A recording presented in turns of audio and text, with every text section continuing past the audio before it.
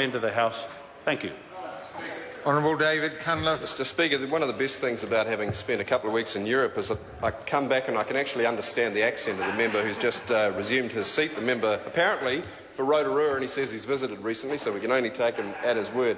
He has made 2 points. The first was to try to demonise our colleagues, the Greens, and to panic New Zealanders into not supporting the opposition because of the way he's mispainted their policies. I think people can see right through that.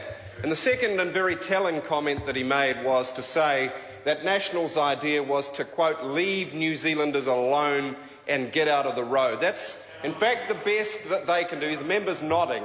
The best that they can do in a historic economic crisis is to leave it alone and get out of the road. Mr Speaker, for the record number of New Zealanders who left permanently for Australia, sadly this month, the all-time record for a July, that is not enough. That is not enough. And Mr Speaker, Colin James in today's ODT referred to the battle lines being drawn on the economic debate by saying voodoo or orthodox, take your pick. And he pointed out that it was actually Mr Joyce who shot himself in the foot by calling others voodoo economics, when actually they are so fossilised that they don't realise the economic debate has moved on so far past them that they are left looking like relics, Mr Speaker. Moved on because New Zealanders have accepted that while we've been through tough times and they've patiently been willing to draw in their belts, that's not enough. It's not good enough. It's not enough to provide for their futures, to provide hope for their children, to provide good jobs and the security of a roof over their heads. And for too many New Zealanders, the loss of that hope has meant a queue at the departure gate, like this departure gate budget, hoping against hope that there would be a way forward. Now, Mr Speaker, there's a mood change on, and National knows it. They poll every day. They know what the numbers are saying. There's a mood change in the wind. New Zealanders are desperately looking for answers. Now National is trying to rush out a series of wafer-thin glossy brochures pretending that they are doing something. Last week, the export strategy. You know, it mentions science just once. Competitive advantage just once. It mentioned branding 21 times and telling stories 25 times. Now, doesn't that just say everything? And of the 55 new initiatives, 47 of them were already announced. Only 8 were new, and more than half of those were PR fluff.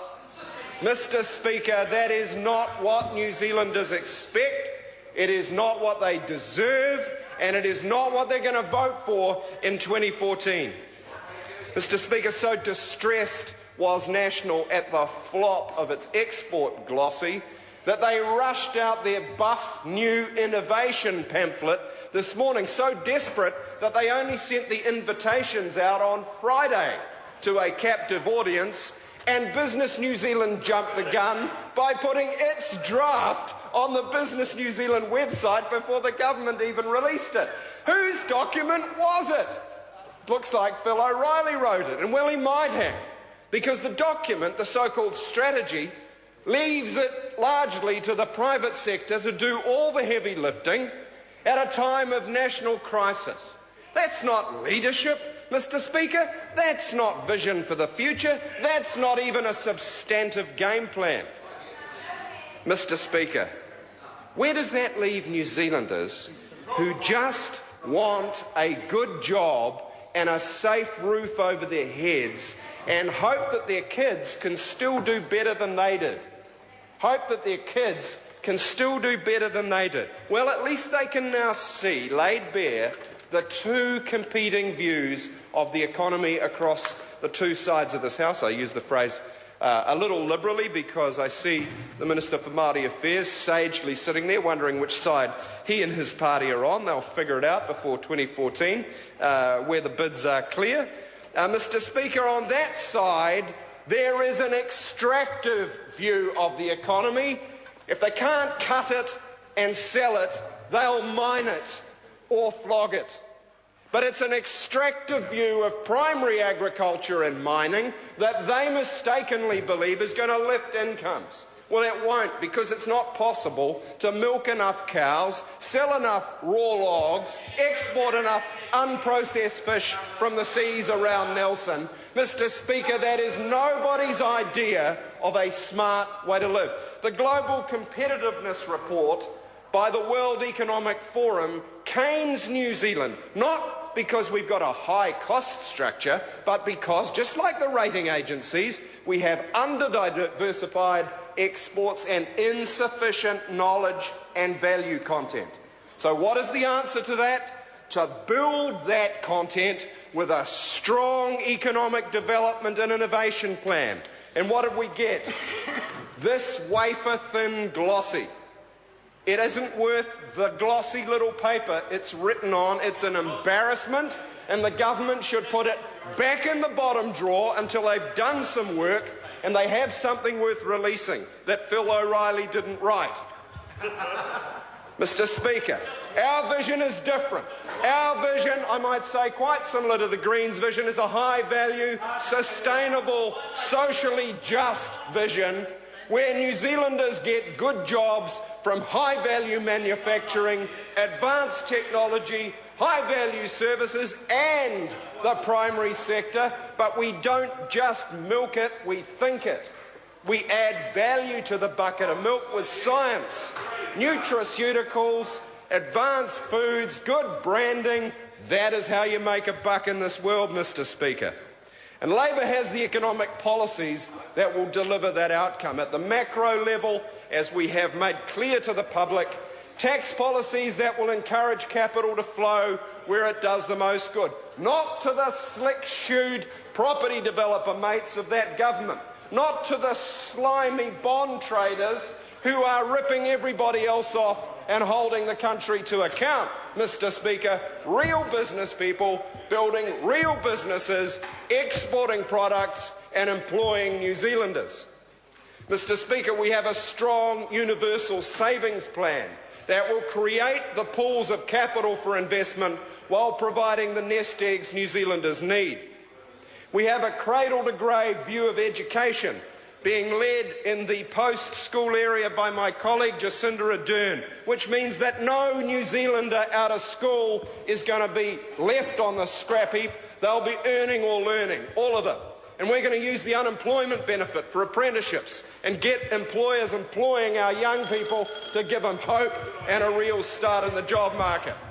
And Mr. Young, we're not going to forget them when they get to your age, sir. We're going to make sure that there are lifelong learning opportunities, and I wish you well for your next job, sir. I wish the member well, because no New Zealander at that certain age should be left on the scrap heap, Mr. Speaker. There is still life in the old dog, as they say. He deserves another chance. When the good people of New Plymouth come to their senses, then send him down the road.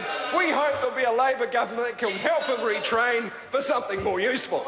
For something more useful than his current employment. Propping up this good-for-nothing government with their vacuous glossies, while all joking aside, Mr. Speaker, it would be funny, Mr. Young, Reverend Young, if it weren't for the fact that last month a record number of New Zealanders gave up on their country, gave up on their future and left for good. And we owe them better than that. We owe the guys who earned these wooden plaques around this building, who fought for our country. We owe them better than that, and we remember some tragically today. We owe them all better than that. We owe them every bit of brain power, every bit of hard graft, every bit of international research, every bit of worthwhile investment, every bit of lining up the ducks for a better future. What we don't want is wafer-thin, glossy little brochures that talk about branding and spin while New Zealanders are dying on the dole queue or leaving for Australia. The next call will be a 5-minute call, 1-minute bell. Honourable Dr Peter Sharples. Tēnā koe, Mr Speaker.